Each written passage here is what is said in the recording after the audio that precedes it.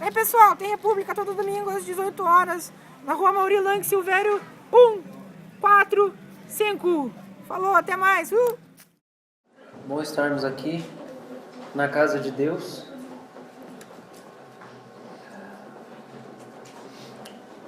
O desejo do meu coração é que nenhum de nós tivesse vergonha de dizer amanhã, quando chegar no trabalho ou na faculdade, o que fez no fim de semana e que estava na casa de Deus.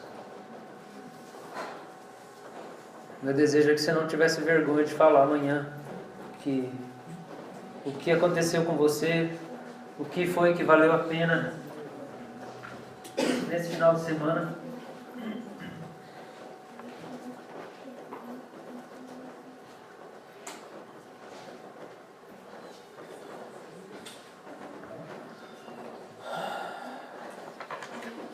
Que você pudesse testemunhar lá onde você está as coisas que Deus tem feito na sua vida. Amém? Para que nós não sejamos duas caras, né? Quando a gente chega aqui, Deus toca a gente, a palavra toca a gente ama e abre o peito, né? Ah, Jesus, eu te amo. Mas quando a gente vai lá na frente dos descrentes, a gente não tem coragem de falar o que a gente tem com Ele, né? A gente não tem coragem de declarar o nosso caso com Ele, né? Nós fazemos de conta que nós somos solteiros. E nós, na verdade, estamos comprometidos. Nós somos noivos de Jesus. A reflexão que nós teremos nessa noite tem o tema de arraigados na aliança da graça. E nós vamos refletir sobre a aliança da graça de Deus. Por quê? Por que nós vamos refletir sobre isso? Sobre a aliança da graça. E eu precisava que você ficasse muito atento hoje, porque são várias ideias, são vários argumentos, são várias coisas que eu vou trazer para servir de suporte, de fundamento para a aliança da graça e tudo isso que a gente vive hoje. E como a relação com Deus, do Deus com o povo, funciona hoje. Então eu queria que você prestasse muita atenção, não viaja, não conversa. Se você presta atenção anotando, anota. Mas eu queria que você mantesse o teu coração aqui, diante de Deus, e os teus olhos em mim, e pudesse digerir tudo isso que Deus tem para falar com você. Nós sabemos que nós vivemos para adorar Jesus. A questão é, por quê? Por que disso? Por que nós vivemos para adorar Jesus? Você vive para ter um relacionamento, para ter relacionamentos com as pessoas, porque você é um ser relacional. Mas por que você é um ser relacional? Por que você é um ser pessoal? A resposta é muito simples. A Bíblia requer algumas coisas de nós, e nós percebemos que existem algumas coisas que nós temos que fazer. Mas nós vamos descobrir por que a nossa vida tem que ser assim, quando a gente olha para Ele. Porque quando a gente olha para Ele, a gente percebe de onde a gente veio e por que a nossa vida tem que ser como ela tem que ser. A igreja, ela vive um tempo de crise de identidade hoje. Ela não sabe quem que é o dono dela, quem que é o marido dela, da onde que ela veio, quem que inventou ela. E a igreja, eu acredito, eu vejo isso, percebo que a igreja, não é só a nossa geração, mas a igreja vive uma crise de identidade. Nós não sabemos ao certo para onde ir, por onde começar, o que realmente pode, o que realmente não pode e por quê. Então nós temos que olhar para Deus. Salmo 80 diz isso. Resplandece o teu rosto e seremos salvos. Davi fala isso. Nós temos que olhar para Ele para que as coisas comecem a mudar em nós. Então nós vamos refletir sobre a aliança da graça por isso, porque entendendo quem Ele é e o que Ele realizou, nós conseguimos entender por que nós somos, quem nós somos e como nós devemos ser, quem nós devemos nos tornar. Por quê? Porque tudo que existe foi criado a partir de Deus. Tudo que existe foi criado a partir de Deus. Os planetas, as galáxias, as estrelas, os sóis. Sabia que tem sol que é 100 vezes maior que o sol daqui? Em outras galáxias? Todas as espécies de animais, as plantas, as pessoas, as etnias, tudo foi criado por Ele. Então, se a gente quer obter respostas, entender como as coisas deveriam funcionar, quem nós deveríamos ser, nós temos que olhar para Ele que fez todas as coisas. Nós somos feitos à imagem e semelhança dEle. Nós somos o quadro da pintura de Deus. E esse quadro expressa a sua glória, e o homem é o retoque final. O Salmo diz que o homem é a coroa da criação.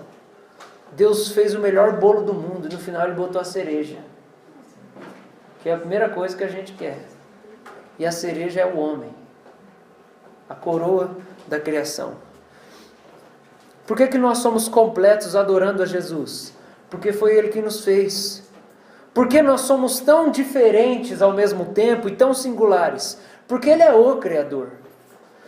Por que há tantas espécies de fauna e de flora? Porque Ele é infinito na sua criatividade. Porque nós somos seres relacionais e nós nos apegamos uns aos outros, nós nos amamos. Porque Ele é três, que entre si se relaciona e se ama. Às vezes a gente acha que está reinventando as coisas, redescobrindo. Na verdade, nós só estamos descobrindo muitas vezes como Ele é e a sombra dEle em nós. Você tem a marca de Deus. Porque você é o quadro que Deus pintou. Talvez você esteja com um rasgo bem no meio da pintura. Porque o pecado ele fez isso. Foi uma faca que entrou e rasgou bem no meio da pintura. Mas você ainda expressa parte do caráter de Deus. Essa semana eu estava pensando sobre tudo que... Obrigado, Léo. Sobre tudo que o Espírito Santo estava me revelando. Sobre quem Deus é, sobre a unidade de Deus e tudo mais. E aí eu disse para Deus, de verdade, com essa motivação no meu coração. Eu estava andando da rua, voltando para a igreja à noite. E aí quando eu estava atravessando a rua, eu lembro exatamente que eu disse para ele assim, falei, Deus, casamento é uma aliança. E o Senhor tem uma aliança entre a Trindade.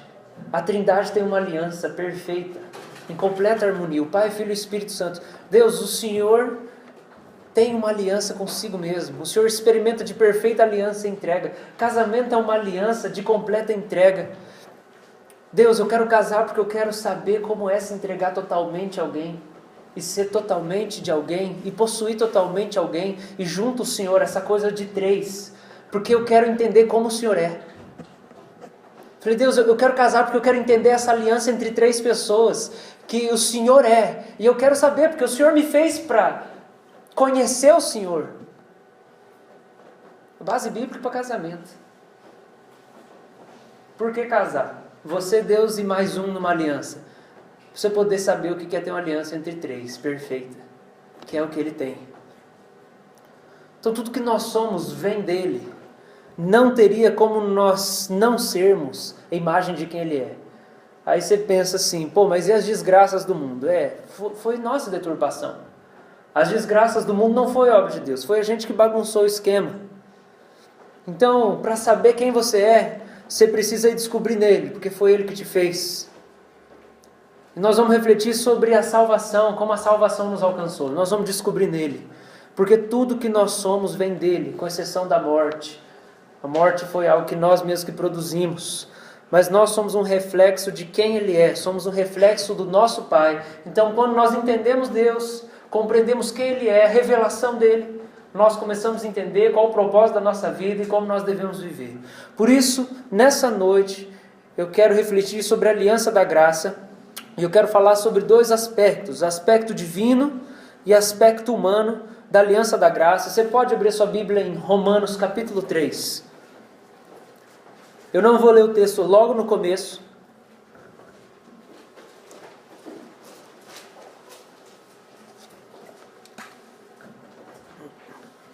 Mas eu queria que você já abrisse Romanos 3. Então, primeiro, para a gente poder entender Deus, essa coisa da salvação, né? Por que nós estamos aqui hoje, igreja? Por que você está aqui e o seu coração, ele anseia por Jesus? Se você está aqui hoje e o seu coração anseia por Jesus, foi porque a graça de Deus te alcançou, Deus foi atrás de você, porque Ele queria te mostrar como Ele era bonito. Ele te caçou para te mostrar como Ele era bonito. E aí você de repente, deu o nome daquilo, o dia da sua conversão, uma experiência com Deus, uma fé. Você deu um nome para esse negócio. Mas o que aconteceu nesse dia aí foi que Deus te caçou porque Ele queria te mostrar como Ele era bonito. E como ver a beleza dele enche a sua vida de alegria e de satisfação. É por isso que você é salvo. Porque Deus foi atrás de você para poder te mostrar quem Ele era. Esse é o objetivo dele.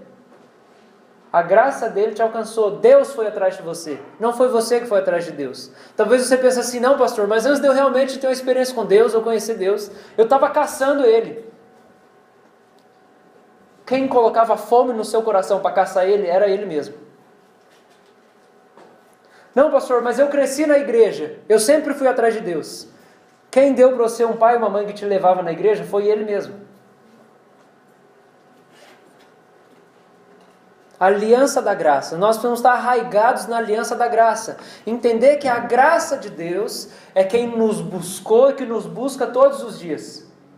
A nossa fé está fundamentada na graça de Deus, na ação de Deus. Então eu quero começar com você refletindo, respondendo a pergunta. Eu fiz perguntas para poder desenvolver. E a primeira pergunta que eu fiz, que eu pensei, eu vou responder essa pergunta, que é: o que é a aliança da graça? O que é a aliança da graça? E eu quero começar expondo o aspecto divino. Então esse sermão ele vai ter duas partes. O primeiro aspecto divino, o segundo aspecto humano. Primeiramente, deixa eu explicar uma coisa. A palavra testamento, que a gente usa para falar de Velho Testamento e Novo Testamento, essa palavra testamento, ela significa pacto. Sabia disso? Não sabia, né? Você achava que era o testamento que o velho deixava, né? Não é isso. A palavra testamento significa pacto, acordo ou aliança. O Antigo Testamento ou a Antiga Aliança mostra-nos como funcionava a aliança das obras. Deus fez duas alianças com o homem. A aliança das obras ou o pacto das obras e a aliança da graça, o pacto da graça. Então quando você abre a sua Bíblia no Antigo Testamento, é aquele tempo onde mostra que Deus tinha uma aliança com o povo que chamava Aliança das Obras.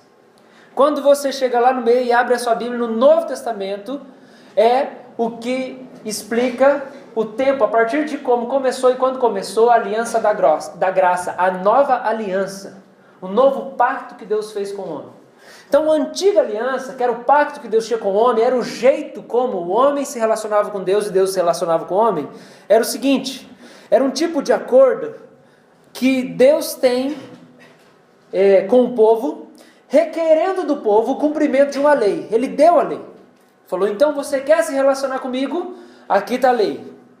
Só que a lei, essa lei que Deus colocou como parte dessa aliança, ela contém quase 1000 cláusulas. Está aí na sua Bíblia, se você não sabia. E Deus falou, você quer relacionar comigo? Cumpre essas cláusulas, você cumprirá a lei e você estará apto para se relacionar comigo. Do contrário, era a morte. Não cumpre as 1000 cláusulas, aproximadamente 1000 cláusulas, dá 960 alguma coisa lá. Morte. Impossível. Impossível. A nova aliança, ela mostra como é a aliança da graça. O Novo Testamento começa a revelar claramente ela, começa a explicar. É um novo acordo que Deus tem com o povo, requerendo do povo, em vez deles cumprirem as 1000 cláusulas da lei, Deus requer do povo uma coisa simples, que eles creiam em Jesus e se arrependam de serem independentes de Deus. No caso da pessoa cumprir a sua parte do acordo, Deus cumpre a parte dele, a promessa é a vida eterna. Do contrário, morte.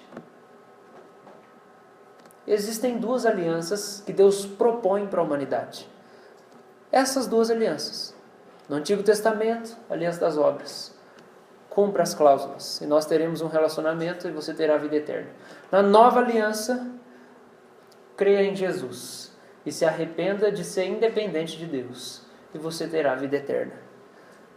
Do contrário, morte. Qual das duas você prefere? Qual? Pensou? Tempo. Não, nenhuma, tá bom? Então. Nós já vamos chegar nessa parte aí, Gustavo. A questão é que antes de Jesus era a aliança das obras, depois de Jesus a aliança da graça. A aliança da graça, ela é muito mais fácil, né, para os nossos olhos, né? Se eu só preciso crer e me arrepender. A questão é, quem consegue crer em Jesus? Sendo doido do jeito que ele era e falando as coisas que ele falou, que era loucura para todo mundo. Qual que é mais fácil? Não existe mais fácil. As duas são impossíveis de ser cumpridas pelo homem. Peraí, pastor, então Deus propôs uma aliança impossível do homem cumprir a parte dele? Mas não estou entendendo. É mais ou menos por aí. Você não consegue entender? Deixa eu te falar então. Deus propõe uma aliança para o homem, para que quando o homem olhe para a aliança, ele perceba: eu sou incapaz de fazer isso aqui. Eu sou incapaz de fazer isso aqui. Deus, o Senhor precisa me ajudar a fazer isso aqui, porque eu não consigo fazer isso aqui. E aí a gente possa entender que a gente não consegue se relacionar com Deus se não for por Ele mesmo. Nenhuma das duas é mais fácil. É claro que a nova, ela é superior, como diz Hebreus, e ela é mais aperfeiçoada. Mas a questão é que ninguém consegue nenhuma das duas se não for o próprio Deus para trazer. Pontos de semelhança das duas alianças.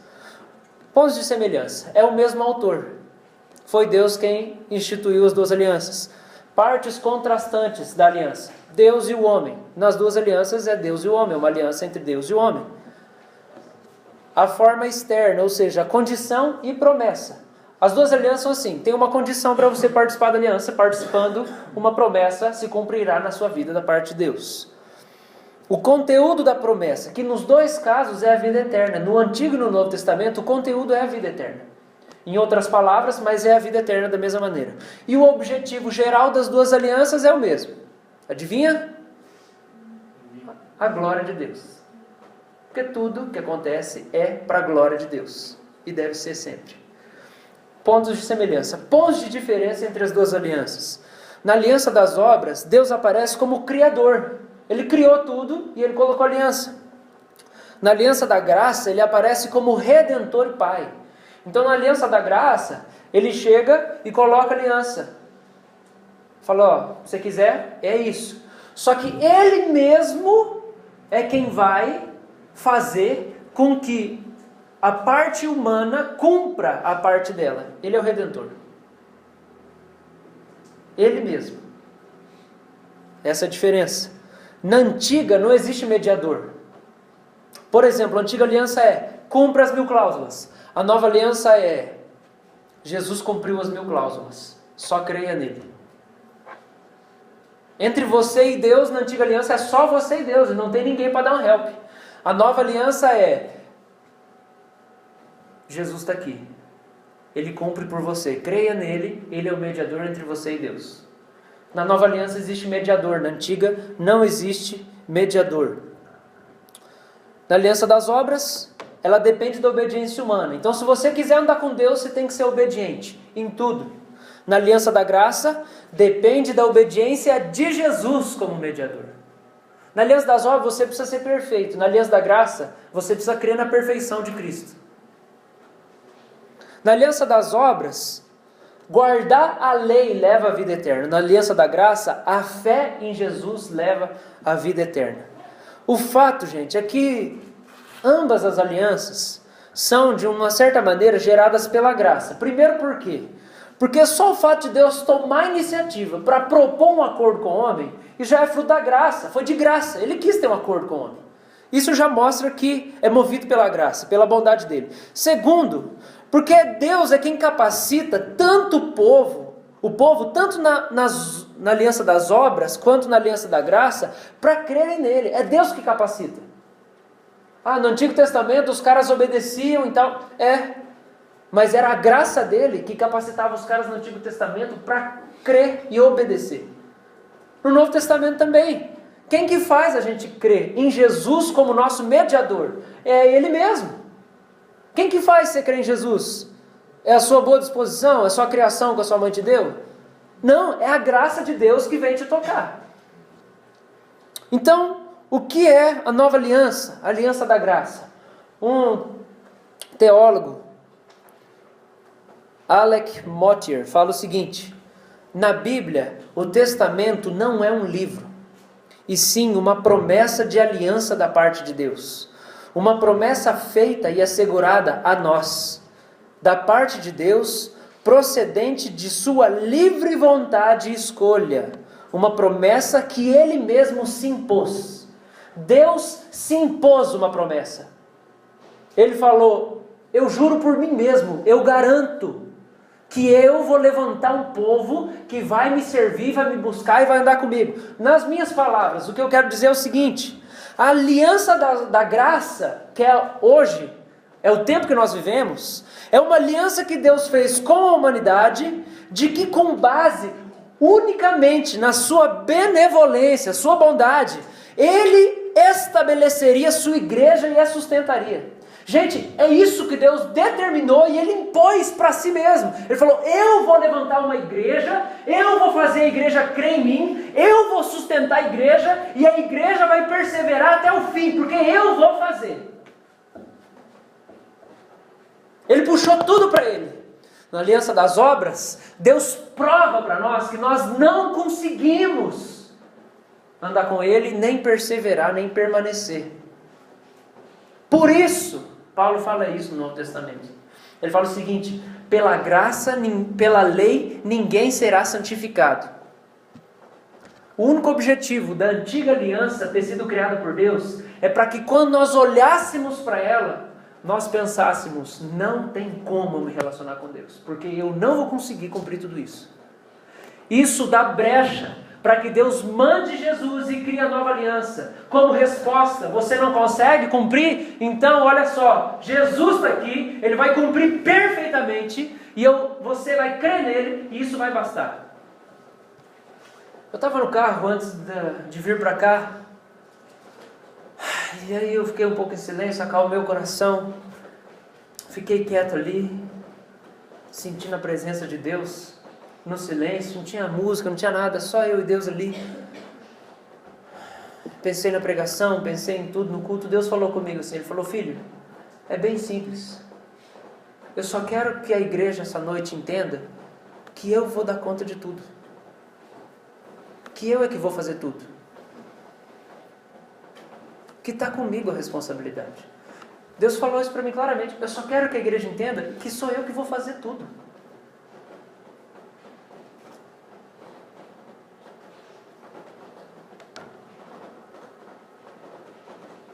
Na aliança da graça, Deus paga a dívida que nós temos com Ele por causa do nosso pecado, enviando Jesus.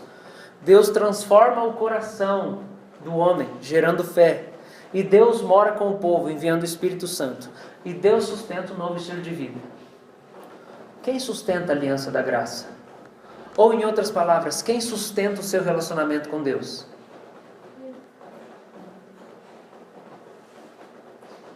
Quem sustenta o seu relacionamento com Deus? Não é você. Não é você. Não é a sua determinação. Não é o seu esforço. Vou repetir de novo. Deus paga a dívida enviando Jesus. Deus transforma o seu coração gerando fé em você. É uma coisa sobrenatural. Deus mora junto com você enviando o seu Espírito Santo. E Deus sustenta através do Espírito que mora em você um novo estilo de vida. Quem sustenta a aliança que você tem com Deus hoje? É só Deus. Isso é a aliança da graça. Características da aliança da graça, então. Vai abrindo seu coração, sua mente, vai recebendo isso aí. Características da aliança da graça. Primeira coisa, a graça. É uma aliança graciosa. Porque nessa aliança, Deus permite que um fiador cumpra as nossas obrigações. Sabe o que é um fiador? Tem gente que acha que não sabe o que é um fiador. Isso. Pai, o que o fiador faz? quando você vai comprar lá um apartamento? Pedro garante o pagamento. Ele disse que se você não pagar, ele paga.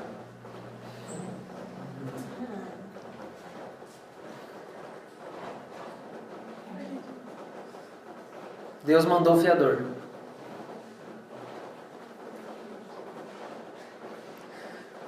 Quero que você entenda que o Evangelho não tem nada a ver com você. Não é nada que você fez. E não é nada que você vai fazer. É por isso que você tem que se render completamente para Deus. Porque não tem nada a ver com você isso aqui. Se você faz, você estraga. Deus mandou o fiador, Jesus. Que nas palavras do meu pai disse: se você não pagar, eu pago. E ele pagou. Primeira característica dessa aliança da graça, que é a nossa aliança com Deus, que Deus tem conosco, com a sua igreja, é a graça. Segunda característica dessa aliança é que ela é trinitária. Como que isso é, maluco? É uma aliança trinitária. Por quê? Porque as três pessoas divinas, elas interagem nessa aliança. Os três se arriscaram nessa. Os três se comprometeram. Então, gente, por favor, recebe esse negócio aí no seu coração. O pai, parênteses, lembra que ninguém consegue cumprir nenhuma das duas, né?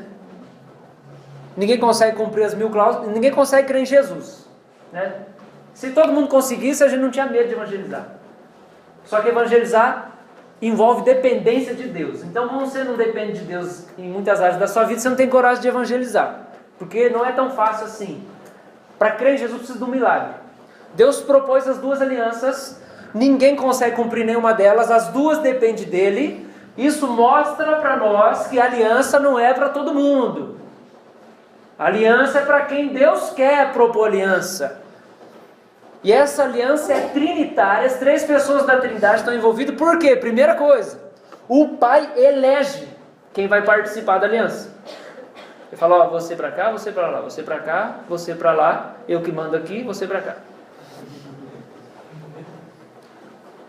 Primeira pessoa da Trindade. Segunda pessoa da Trindade faz o quê? Ele é o fiador. Jesus fala, eu vou lá então. Vou fazer a parte do outro porque... Está entendendo, gente? Deus propõe para você uma coisa maravilhosa. Você não consegue fazer isso. Aí Deus fala, então tá bom, Jesus vai lá fazer a parte dele porque ele não sabe fazer nada. Segunda pessoa da Trindade. Aí Jesus vai lá e faz tudo. Aí Deus bota na sua cara, olha só, viu? Tá tudo feito. Você só precisa crer nele. Aí você não consegue crer nele também. Aí fala, Espírito Santo, vai lá, porque não consegue nem crer em mim. Pelo amor, eu tenho que fazer tudo aqui nessa casa? É uma aliança trinitária. As três pessoas da Trindade estão envolvidas. A Trindade está dedicada a você. Gente, a Trindade está dedicada a você. A Trindade, ela, ó... Como que eu vou comparar? Não dá para comparar. A Trindade, só existe um Deus. Três pessoas, não existe mais nada. Não tem outro Deus. Não tem, como diz a teologia espírita, cada galáxia tem um Jesus. Não tem outro, não tem igual, não tem ninguém igual a Jesus. Não tem outro Criador. Não existe igual a mitologia grega, um monte de Deus. Não tem Krishna. Não tem, sei lá, velho. Não existe. É só um. É Deus Trino, lá em cima. Ele nunca nasceu. Sabia que Deus não tem idade? Porque ele nunca nasceu. E você aqui, você tem idade, você tem data de validade para nascer e para morrer. Ele, exaltado, infinitamente grande. Nós vamos passar a eternidade conhecendo Ele, porque Ele é infinito. E nunca vai saciar. Isso não entra na sua cabeça, porque a sua cabeça é finita e Ele é infinito. E Ele, lá na sua infinitude, Ele decide se empenhar, as três pessoas da Trindade se empenhar por você. E eles três fazem aliança. E essa é a segunda característica. Trinita, eu tô que nem o John Piper hoje aqui. Fazendo no teatro, gesticulando tudo. Terceira característica da aliança da graça. Ela é eterna. Portanto, inviolável. Hebreus diz que essa aliança da graça, ela é perfeita, porque a das obras era imperfeita, e Deus criou para ser imperfeita mesmo. E porque a aliança da graça ela é perfeita, a salvação pela fé em Jesus e o arrependimento, nunca vai ter outra maneira da gente chegar a Deus. Nunca vai ter uma nova maneira. Porque essa aliança é eterna. Nunca vai ter assim, agora Deus criou um novo jeito da gente chegar até Ele. É só você dar os 10 pulinhos na porta iluminada. É só você ir lá, receber o tambor lá que vai bater lá em você. Nunca vai ter um outro jeito. É só através de Jesus, porque essa aliança é eterna. Então nunca vai existir. Paulo fala isso em Gálatas de uma maneira assim, eu acho que ele quer esculachar. Ele fala assim, nem se um anjo descer do céu vai pregar um evangelho diferente. Não vai, é só esse. E a gente sabe que tem um anjo do céu caído por aí, pregando outro evangelho. Essa é uma aliança eterna. Quarta característica da aliança da graça, ela é particular e não universal, o que quer dizer que não é para o universo inteiro que Deus fez essa aliança, são para pessoas específicas. É universal no sentido de que é para todas as nações. A aliança das obras, quando a gente vê no Antigo Testamento, ela é especificamente para Israel e o povo judeu. Então, Deus foi naquele país e falou, quem desse país quiser andar comigo, cumpre isso aqui. Na aliança da graça é, de todas as nações, creiam em Jesus. Então ela é universal nesse sentido que é para o universo todo, mas não é universal porque todos estão incluídos. Quinta e última característica da aliança da graça. Você está conseguindo assimilar as coisas aí? Teologia isso aqui. Isso aqui é vida, isso aqui é Bíblia. Né? Isso aqui é Bíblia pura. Ela é essencialmente a mesma aliança, a da graça e a das obras. Só que com a mudança da forma e da administração. Muda a forma de administração. Mas Deus requer uma coisa e Ele dá uma promessa. A promessa é a vida eterna, o fim é a glória de Deus. Ela é a mesma aliança, só muda a forma de administração. Por que é a mesma aliança? Porque para você entrar nela, é Deus que precisa querer. Então no fim ela é a mesma coisa, vai gerar a mesma coisa, só mudou a forma e a administração. E agora nós vamos ler Romanos capítulo 3. Isso eu não tirei da minha cabeça, tudo que eu falei agora. Só que se fosse para trazer todos os versículos para dar base nisso aqui, nós íamos ficar só lendo o versículo hoje e eu não ia conseguir explicar. Romanos 3, 9, diz o seguinte. Que se conclui? Temos nós qualquer vantagem? Não, de forma nenhuma. Pois já temos demonstrado que todos, tanto judeus como gregos, estão debaixo do pecado. Como está escrito, não há justo nenhum sequer. Não há quem entenda, não há quem busque a Deus. Não existe nenhuma pessoa na face da terra que busque a Deus. Todos se extraviaram. A uma se fizeram inúteis. Porque se você não busca a Deus, você não serve para mais nada. Não há quem faça o bem. Não há nenhum sequer. A garganta deles, dos homens, é sepulcro aberto. Com a língua urdem engano. Veneno de víbora está nos seus lábios. A boca eles a têm cheia de maldição e de amargura. São os seus pés velozes para derramar sangue. Nos seus caminhos há destruição e miséria. Desconhecem o caminho da paz. Não há temor de Deus diante de seus olhos. Ora, sabemos que tudo que a lei diz, aos que vivem na lei, o diz para que se cale toda a boca, e todo o mundo seja culpável perante Deus. Pausa. Lembra que eu falei? Por que Deus instituiu a nova aliança? É para que todo mundo que olhe para ela, cale a sua boca e reconheça, eu não consigo cumprir isso, eu sou pecador, sou culpável. Verso 20. Visto que ninguém será justificado diante de Deus por obras da lei, em razão de que pela lei vem o pleno conhecimento do pecado. É para isso que ela foi criada. 21. Mas agora, sem lei, se manifestou a justiça de Deus, testemunhada pela lei e pelos profetas. Pausa. O Antigo Testamento, quando as pessoas viviam na aliança das obras, Os profetas sempre profetizavam dizendo: Deus fará uma nova aliança. Vai chegar um novo tempo onde Deus fará uma nova aliança. E Ele mesmo vai dar a garantia de que vai dar certo. O Antigo Testamento profetiza acerca da nova aliança e de Jesus. Qual que é a nova aliança? Verso 22. Justiça de Deus mediante a fé em Jesus Cristo. Pausa de novo. Somos todos pecadores, todos culpáveis diante de Deus. Qual é o nosso maior problema? É que Deus é justo. Esse é o nosso maior problema. Esse é o nosso maior problema. É o maior problema de todos, da humanidade. É que Deus é bom e Ele é justo. Esse é o maior problema. Porque se Deus é bom e é justo, Ele precisa destruir e condenar quem é injusto. Saca só, nós somos os injustos. Se esse é o nosso maior problema, que nós somos injustos e Deus é santo, o que precisa acontecer conosco? Qual é a solução? Nós precisamos ser tornados justos. Nosso estado de injustiça e pecaminosidade precisa ser tornado no estado de justiça. Precisamos nos tornar justos. Senão só vai sobrar destruição e a ira de Deus para nós. Porque Ele é bom e Ele é justo. Ele é um bom juiz. E nós somos os malfeitores. Então como isso vai acontecer? Como nós vamos nos tornar pessoas justas e aceitáveis diante de Deus? Paulo acabou de falar que não é pelo cumprimento da lei. Não é porque você não faz isso ou não faz aquilo outro, ou faz isso ou faz aquilo outro. Você está entendendo? Não é por nada que você faça. Não interessa quantas vezes você foi na igreja. Não interessa se você fuma ou não. Não interessa se você é homossexual, heterossexual, bissexual, transliteral.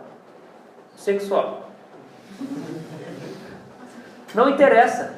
Por quê? Porque não é pelo cumprimento de nada. Não é por fazer nada. Por quê? Você pode fazer o que você quiser. Você pode ser o Gandhi. Você pode ser a Madre Teresa. Isso não te torna uma pessoa justa diante de Deus. Isaías 40 diz: os nossos atos de justiça são como trapos de imundícia diante dele. Trapo de imundícia é aquele paninho que eles pegavam para limpar o sangue do leproso e as feridas do leproso. Se um leproso de último grau passasse na frente da igreja, todo mundo aqui saberia, por causa do fedor que ia entrar e descer a escada, de tão podre que ia ser a carne do leproso. O que o profeta Isaías está dizendo lá, quando ele fala que as nossas justiças são como trapo de imundícia, ele está falando o seguinte: você é um leproso. E se você vestir uma seda e pensar, está resolvido o meu problema. Vestir uma seda, passei um perfume francês, passei tal, tomei banho. Caiu até um pedaço do dedo no banho. Mas agora eu estou pronto.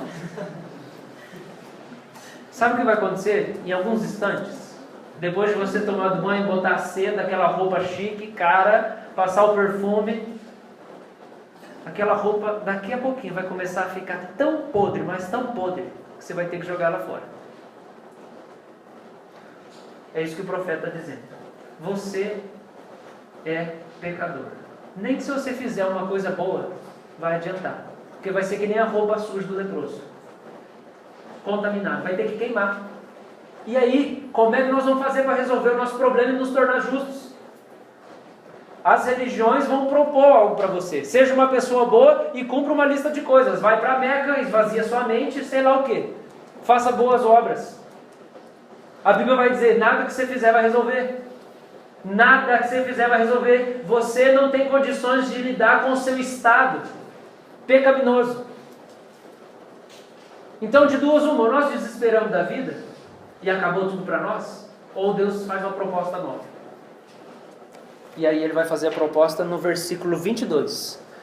Nos tornaremos justiça de Deus mediante a fé em Jesus Cristo para todos e sobre todos os que creem, porque não há distinção, pois todos pecaram e carecem da glória de Deus, sendo justificados gratuitamente por sua graça, mediante a redenção que há em Cristo Jesus, a quem Deus propôs no seu sangue como propiciação mediante a fé, para manifestar a sua justiça, por ter Deus, na sua tolerância, deixado impunes os pecados anteriormente cometidos.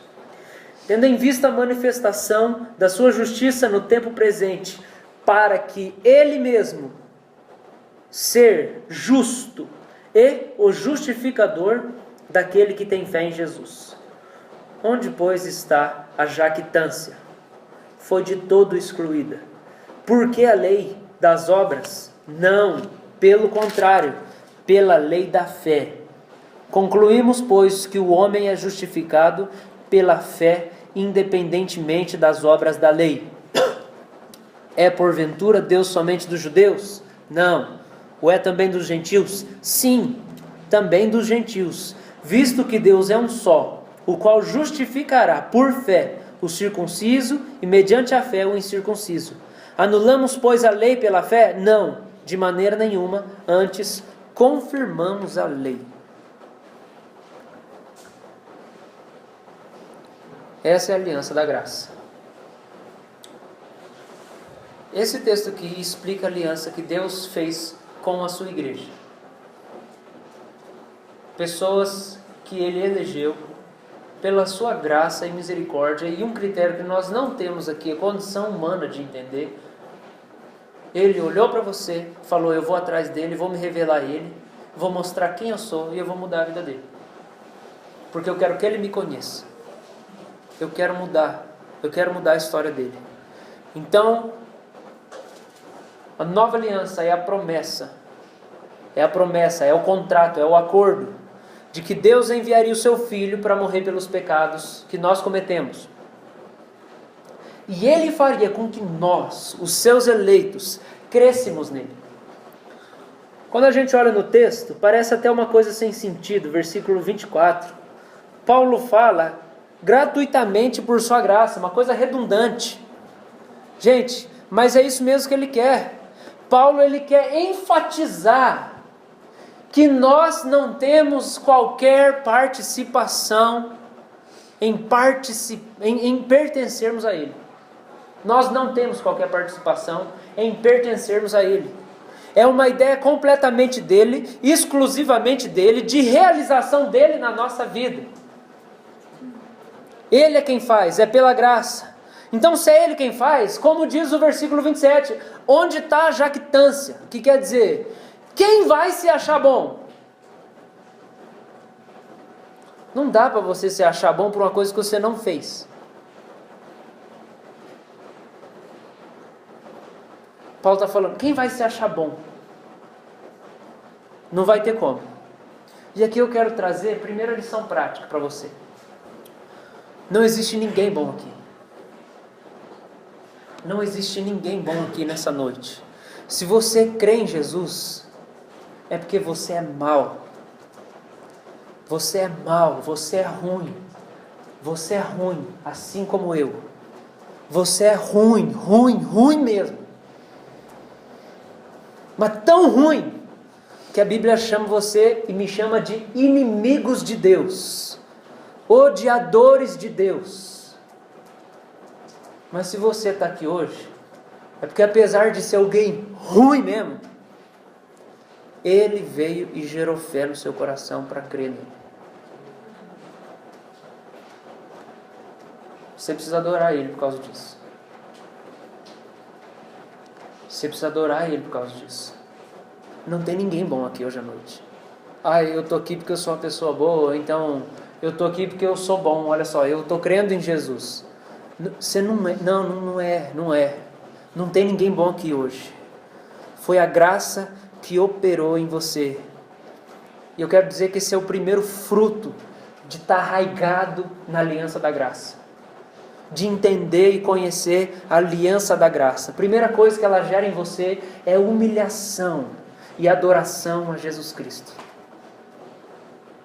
Não tem como você afirmar, eu sou participante da graça de Deus, e você ser arrogante, e a sua vida não ser uma vida de total entrega a Jesus.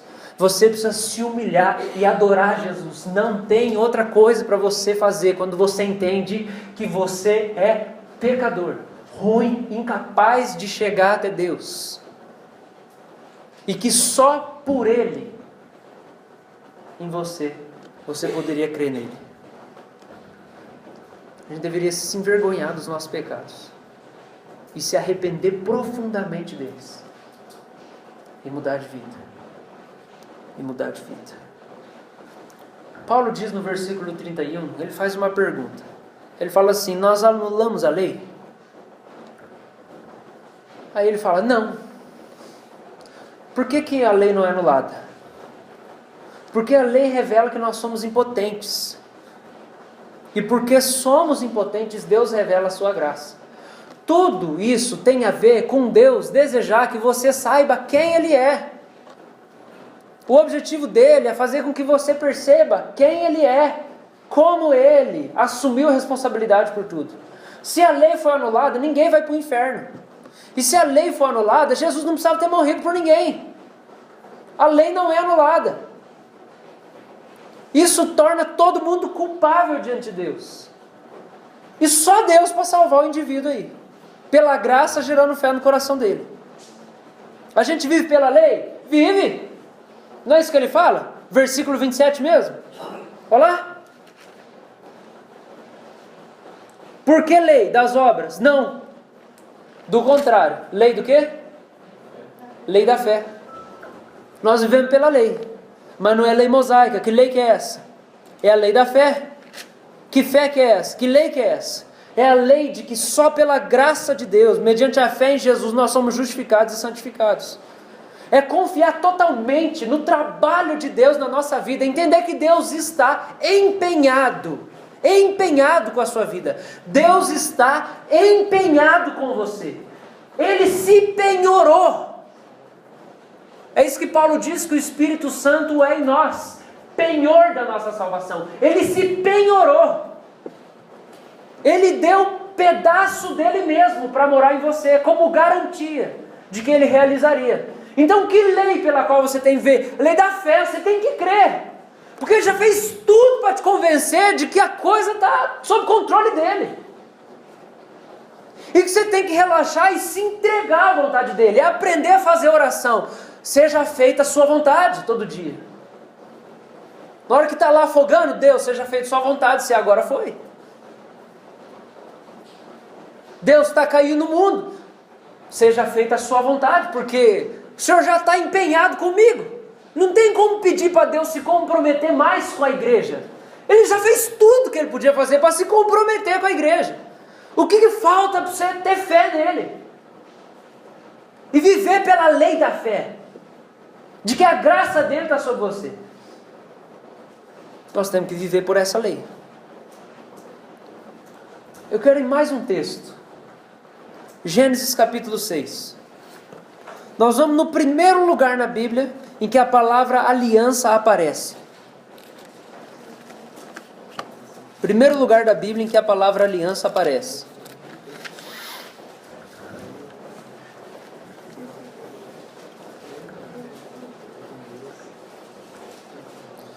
E aqui vai te ajudar a entender mais facilmente como que a gente vive pela lei da fé.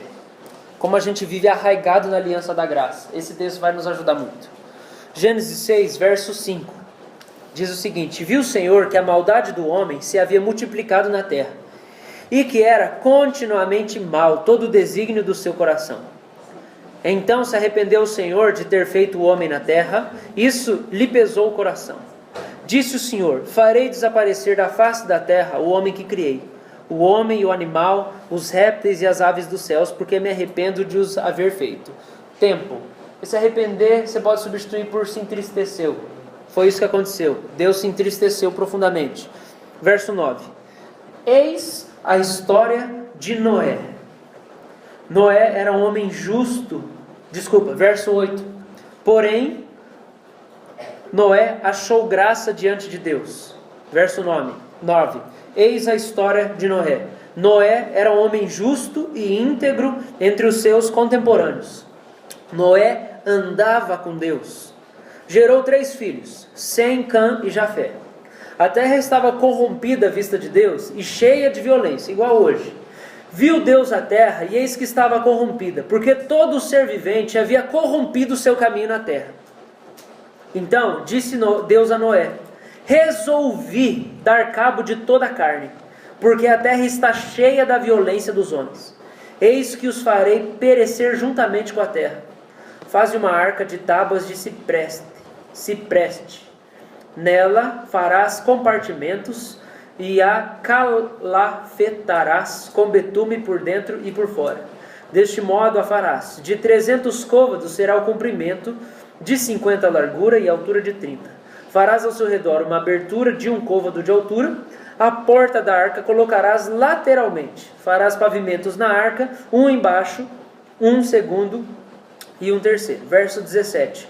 Porque estou para derramar águas em dilúvio sobre a terra, para consumir toda a carne, em que há fôlego de vida debaixo dos céus. Tudo que há na terra perecerá. Verso 18. Contigo, porém, estabelecerei a minha aliança. Entrarás na arca, tu e teus filhos, e tua mulher e as mulheres de teus filhos. O texto diz que toda a raça humana estava enredada pelo pecado. Perguntinha do vestibular: isso inclui Noé?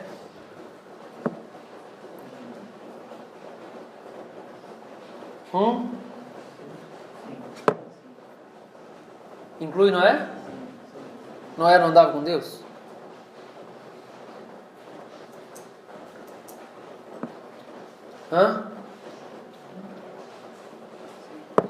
Veja bem, é isso que a gente faz.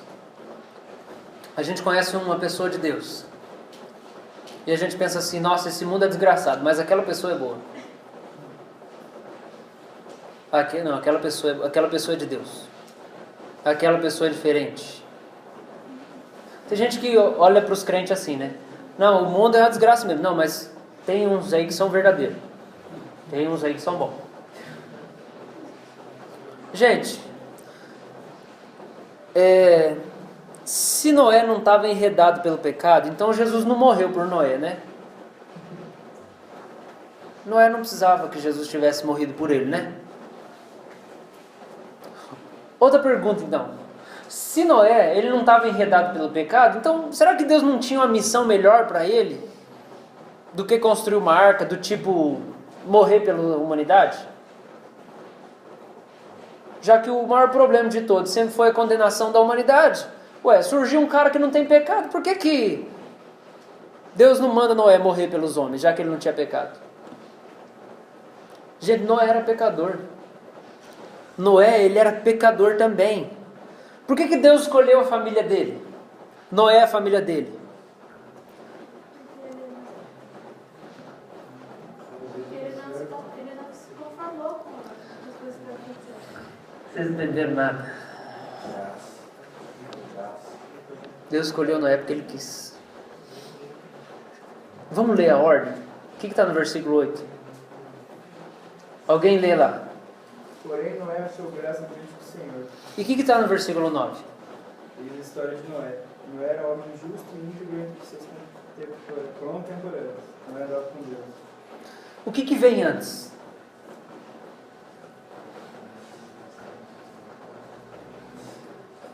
Noé andava com Deus, aí ele achou graça? Ou ele achou graça e aí ele começou a andar com Deus? Agora, por que Noé achou graça aos olhos de Deus? Porque Deus é graça. De livre vontade. Com quem Ele quer.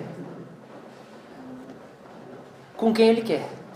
E é porque Deus deu graça para Noé que Noé andou com Ele. Quem que sustenta a nossa aliança com Deus? Quem? Quem que fez Noé andar com Deus? Vocês estão vendo o que a gente faz? com o Evangelho? A gente acaba de pregar o Evangelho, 1 minuto depois a gente joga ele no lixo e fala que tem gente justa sobre a face da terra. E aí nós não precisamos de Jesus mesmo, né? Porque tem gente que é boa. Tem gente que acha que eu sou bom, gente. Tem gente que fala para mim, você é um menino bom. Esse mundo está desgraçado, mas você é um cara bom. Eu falo, eu sou tão ruim que Deus teve que morrer por mim. Você não entendeu nada. A questão é, por que a vida começou a experimentar transformação? É porque a graça alcançou. Eu quero dizer para você que você não entender. Se você não entender a graça de Deus nessa noite, você não vai conseguir andar com Deus. Se você não entender que não é você que se faz andar com Deus, mas é Deus que sustenta você andando com Ele, você não vai conseguir andar com Deus. Porque você vai querer viver pela lei e não pela graça de Deus. Você vai querer viver pela sua bondade, porque eu sou bom, porque eu faço força, porque eu conquisto Deus. E não porque Deus decidiu estar ao meu favor, por livre vontade. Não existe ninguém bom aqui nessa noite, gente. E ninguém que vai ouvir esse áudio na internet é bom também. Que fique dito. Não tem presidente bom, não tem pastor bom, não tem ninguém bom, gente. É todo mundo ruim. O problema é que nós não entendemos isso ainda. É por isso que nós não conseguimos evangelizar. Porque isso não está arraigado no nosso coração. Como que eu vou falar pro meu chefe que ele é mau e ele vai para o inferno porque ele é ruim? Se eu não creio nisso, eu não entendi que eu sou ruim, que eu sou pecador, que a minha carne ofende a Deus desde que eu nasci em pecado. Mesmo que meus pais fossem crentes, eu nasci em pecado. E que só a graça de Deus para vir fazer uma obra na minha vida.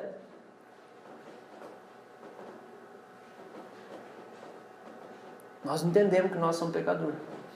É por isso que a gente não é humilde. Nós não entendemos a graça de Deus. Você escuta um monte de gente ignorante falando que pregar sobre graça vai dar problema. O povo vai começar a pecar. Como se já não estivesse pecando desde que nasceu. O que a Bíblia diz é o contrário. Se você pregar a lei, aí é que não vai dar certo. Porque pela lei não tem esperança nenhuma. Não tem salvação. Agora pela graça, é só você crer em Jesus.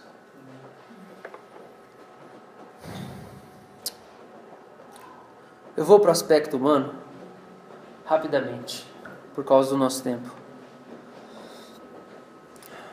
O aspecto humano se refere a como você interage com isso tudo. Como você interage com a graça de Deus? Ok, Deus faz tudo. Ok, eu não... ok, então... E eu? Como que eu estou nessa história? O que eu faço? Eu não faço nada? Eu continuo pecando? E daí? Primeiro você precisa entender isso. Eu quero que você possa sair daqui arraigado no teu coração, na graça. Você esteja profundamente convicto que tudo que acontece da parte de Deus na sua vida é única e exclusivamente fruto da graça. Graça, a maneira bem chula que a gente fala, é favor imerecido.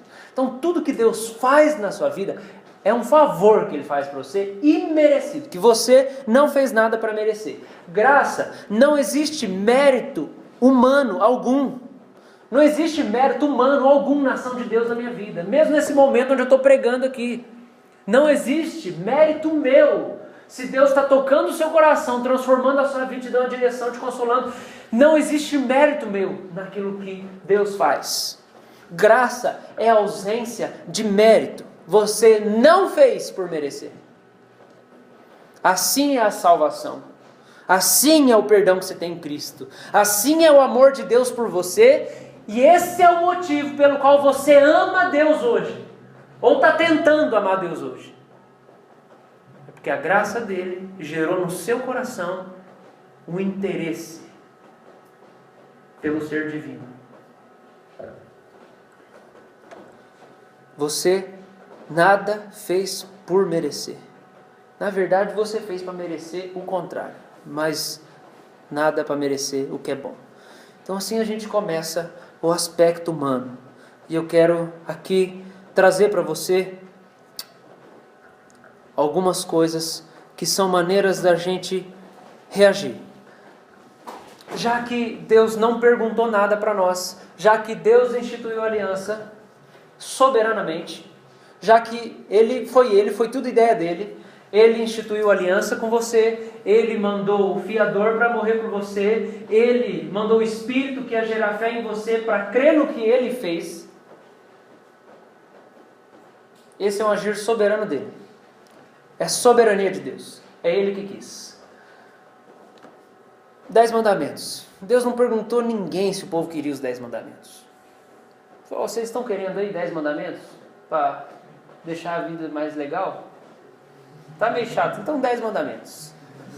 Deus não perguntou para ninguém se o povo queria 10 mandamentos. Deus não perguntou para ninguém se o povo queria que Jesus morresse por eles. Deus não perguntou, Ele está bem resolvido na identidade dele. E ainda bem que Ele não perguntou, porque senão você ia dar uma resposta estúpida, tipo, não quero que Jesus morra por mim.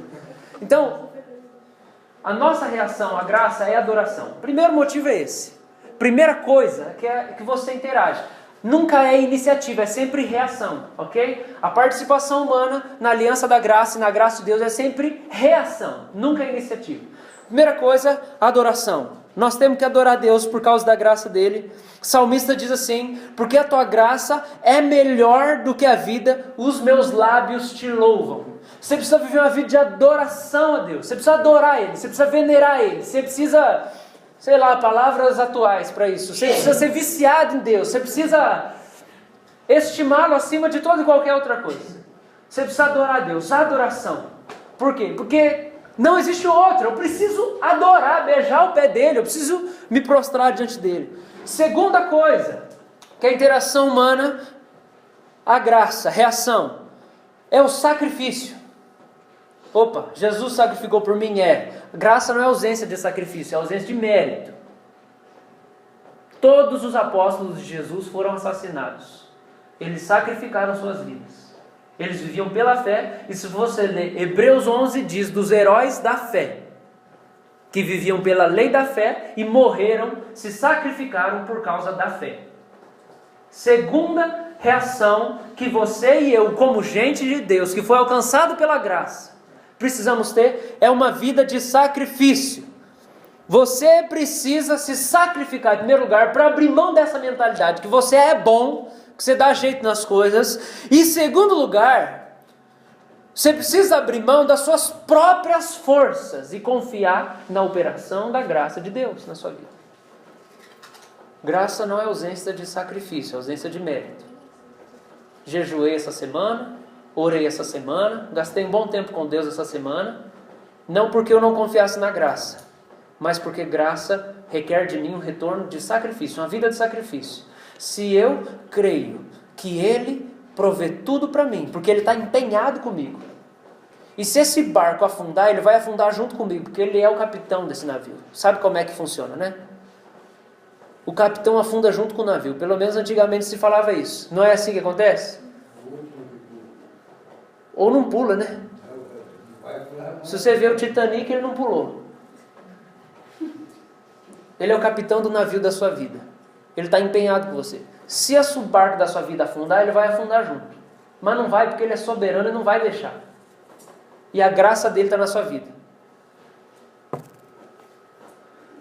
Qual o melhor projeto de vida para você, se não se render aos propósitos de Deus, que gratuitamente Ele tem para te oferecer? Para você se render aos propósitos de Deus, você precisa de sacrifício, irmão. Sacrificar os seus propósitos e as suas ideias maravilhosas. Terceira reação, humildade. Deus resiste ao soberbo, mas dá graça aos humildes. Se você recebeu graça, você cresce em humildade para você receber mais graça. Porque a graça de Deus gerou em você a capacidade de se relacionar com Ele. Agora você humilha a tua carne para que a graça aumente e cresça e superabunde na sua vida. Humildade. E a quarta marca, a quarta reação na nossa vida, da graça de Deus, da aliança da graça, de entender a graça, de estar arraigado nela, é o descanso. É o descanso. Se você confiar na graça, você não vai cansar. de tentar agradar a Deus, porque você sabe que esse é um problema já resolvido. Você não vai se justificar, tentar se justificar para Deus toda hora. Você vai pedir perdão, se humilhar, agradecer pelo sangue de Jesus, se humilha mesmo, adora o nome dele e continua caminhando. Sem neura de que você tem que agradar a Deus toda hora para ele gostar de você. Não precisar ser louco, neurótico, com agradar a Deus, não é a mesma coisa que não viver uma vida de sacrifício. O que nos motiva a uma vida de sacrifício é compreender que a graça de Deus se manifestará na minha vida enquanto eu sacrifico a minha carne para viver do jeito que Ele quer. E aí eu vou combinar, eu vou me sujeitar à ação da graça e minha vida vai ser completamente plena. Mas eu não vou me sacrificar para que Deus venha. Não, já foi tudo feito. É por isso que eu vivo a vida de sacrifício. Mas ao mesmo tempo eu vivo uma vida de descanso, em que Deus não vai me deixar, onde eu não preciso me preocupar, porque Deus tem uma escola para minha filha estudar. E porque Deus vai me salvar se Ele quiser aqui nessa onda. E Deus vai prover o dinheiro para a viagem. Eu dei esse testemunho na reunião de oração. Resumindo, reunião do conselho da central, uns tempos atrás, fui na reunião, segunda noite, deixei a carteira lá e esqueci. Terça-feira eu fui buscar a carteira, estaciono o carro lá no pátio, desço do carro, Paulo chega assim, você fala inglês? Fala. Eu falei, então vem cá, deixa eu te apresentar. Ele apresentou um missionário da Inglaterra e um pastor dos Estados Unidos. Comecei a conversar com eles, então, cara, estou indo para a Inglaterra e tal. Nossa, que legal, tudo. Eu falei, então, o modelo da nossa igreja é assim. Ele, nossa, a nossa igreja lá também é assim. Eu falei, cara, o que eu mais quero fazer na Inglaterra é conhecer os lugares dos heróis da fé. Eu quero poder ir lá onde Spurgeon esteve, eu quero conhecer coisas sobre George Whitefield, John Wesley, essas coisas. Ele, cara, eu consigo um turismo religioso para você lá, consigo alguém lá que vai te levar em todos esses lugares. Já catou meu Facebook e tal, esses dias ele me escreveu, falou, vem cá, se quiser pode ficar uns dias na minha casa, conhecer a igreja aqui, que eu participo, e eu vou arranjar gente, que dia que você está aqui? Eu vou arranjar gente para te levar em todos os lugares que você está querendo. No dia anterior eu tinha falado, Deus, dá um jeito, por favor, para mim, porque eu não sei o que eu vou fazer na Inglaterra, eu sei que o Senhor está mandando eu para lá, mas o que eu vou fazer lá? Aí no outro dia, eu vou lá e está lá. Sabe o que eu fiz? Eu fui humilde, porque Deus dá graça aos humildes, e ser humilde é quando você coloca tudo em primeiro lugar em oração. Eu não consigo, Deus, por favor, faz para mim. E esqueci a carteira. É o que eu fiz. Eu fiz a parte de esquecer, de errar, que é a que nós sabemos fazer. E aí Deus foi lá, deu graça, preparou tudo e as coisas estão caminhando. Então eu vivo descansado. Eu não paguei nada ainda. E são verdinhas. Várias. Se Deus colocou no coração para ajudar, não demora não, porque está precisando. Mas eu não estou preocupado, porque eu sei que a graça de Deus repousa sobre a minha vida. Qual que é a garantia de que a graça de Deus está sobre a sua vida? Fala para mim. Responde para mim aqui agora, senão você não vai sair daqui. Como você sabe se a graça de Deus livre, a livre graça, a livre vontade dele está sobre a sua vida?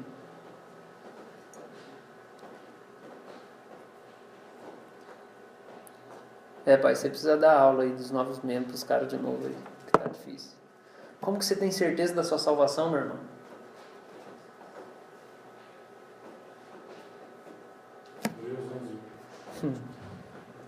Você tem fé. Quando você olha para dentro do seu coração e você enxerga uma coisa que parece que quando você nasceu não estava lá. Que coisa que é essa? Você crê em Jesus. A garantia de que a graça de Deus está na sua vida é porque quando você olha para dentro do seu coração, você vê a fé em Jesus. E o arrependimento da independência de Deus. Aí você fica tranquilo. Nossa, que bom. Que na livre escolha dele eu fui escolhido. Ai, a graça de Deus está sobre a minha vida. Obrigado, Senhor. Mas eu vou ter que botar uma minhoca na sua cabeça antes da gente encerrar.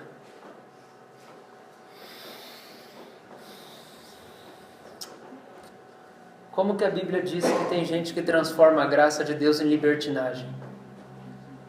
Leia a epístola de Judas. Judas é irmão de Jesus, meio-irmão de Jesus.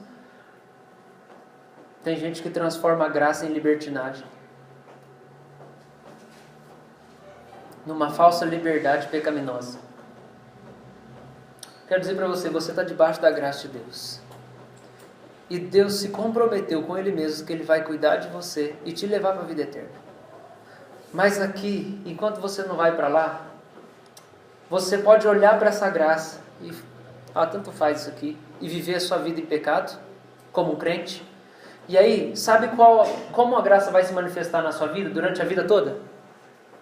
A graça de Deus vai se manifestar durante a vida toda para te fazer arrepender da vida de pecado que você leva. Essa é a primeira opção. A graça está sobre minha vida, então eu vou chutar a pau da barraca e semear na carne. Paulo fala isso em Gálatas 6. Tem gente que semeia na carne e semeia para o Espírito. Quem semeia na carne vai colher na carne pecaminosidade, consequência de pecado. Quem semeia no Espírito vai colher vida eterna. Primeira possibilidade é essa. Segunda possibilidade é: a graça de Deus está sobre mim. Eu me arrependo dos meus pecados, me lavo, não tenho vergonha e medo de ser confrontado. Pelo contrário, crente bom é crente que gosta de ser confrontado, gosta de apanhar. Ele gosta que a gente chegue e fala assim: cara, você está em pecado, tem que mudar de vida. Crente bom gosta disso. Deus vai passar a vida inteira cumprindo o chamado dele para você e colocando as oportunidades para você servir de acordo com o que você cresceu. A questão é: a graça te alcançou. Ou ela vai se manifestar durante sua vida toda para te convencer do seu pecado, e só isso. Ou você se entrega, vive com ela, e aí Deus pode realizar propósitos gloriosos através da sua vida. Porque se você vive uma vida de libertinagem, você fala: a graça de Deus está aqui, eu vou fazer o que eu quiser, a sua vida vai servir a vida inteira. O que vai acontecer é Deus vai tentar te convencer dos seus pecados, mas você não vai gerar fruto. Você não vai gerar fruto. Eu quero finalizar com as palavras de Spurgeon. Spurgeon diz o seguinte sobre a graça e a fé. Ele fala assim: Deus te dá fé, mas você precisa crer. Deus te dá o arrependimento, mas você precisa se arrepender. A aliança da graça tem os dois aspectos, humanos e divino. E nesse momento nós vamos realizar aquele momento que Jesus instituiu como um sinal da nova aliança. Jesus diz o seguinte, lá em Lucas 22, só escuta. E tomando um pão, tendo dado graças, o partiu e lhes deu, dizendo: isto é o meu corpo oferecido por vós. Fazei isso em memória de mim. Semelhantemente, depois de cear, tomou o cálice, dizendo: este é o cálice da nova aliança, no meu sangue derramado em favor de vós. Todavia a mão do traidor está comigo à mesa. Ele fala: esse é o cálice da nova aliança, que é a aliança da graça. E isso é a Santa Ceia, instituído pelo nosso Senhor Jesus, o fiador da nossa aliança, o mediador, o nosso redentor. E nesse momento eu quero te convidar a se colocar de pé, chamar o presbítero Cláudio e o Marco na frente.